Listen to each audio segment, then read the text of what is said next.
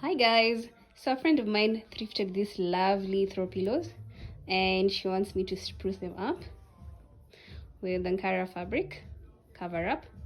So I got my Ankara here. So let's see how they turn out. Stay tuned. So first you'll take the measurements of your pillows, as you can see me do there, and then you cut the fabric on fold. So the lower part will be on fold, and then make sure you give a seam allowance on the sides and where you'll stitch the zip. And then also when you're cutting the length of your zip, don't let it go up to the edge of that fabric. Make it a bit shorter, and then stitch the zip the right side of the zip facing the right side of the fabric, as you can see there. Okay, and then when you're stitching the zip, also mark an inch inwards. Don't start stitching from the edge of that zip. So you go like 1 inch inside, and then the point where you've marked is the point where you start stitching from and end on the other side. And the reason for doing that is so that you're able to stitch underneath that zip and close that gap up there.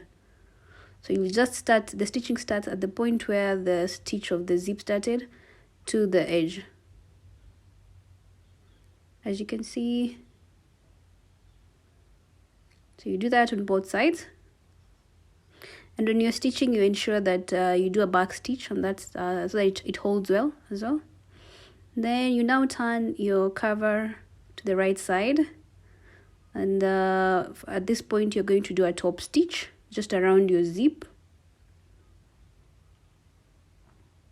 So that one allows you to, it gives you a neat job and allows that fabric there to lay down gently. So once you're done with that, you turn now the cover to the wrong side again. Now this is the last, we're almost finishing, guys.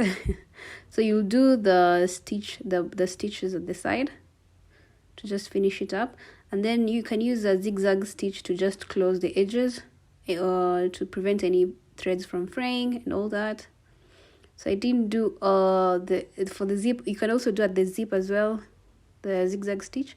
And then now you're done. You just now turn the cover to the right side. Use a pencil or just a blunt object to poke the corners so that they are straight. And then you're done. You just now give the cover a good press, and then now you squish in your pillow and you're good to go, as you can see, guys. So this was a very quick DIY project, and I was really, my friend was really glad about the outcome. And guys, these are some of the ideas you can do with your thrifted items. Thank you for watching. I hope you'll stay tuned for more videos. Bye bye.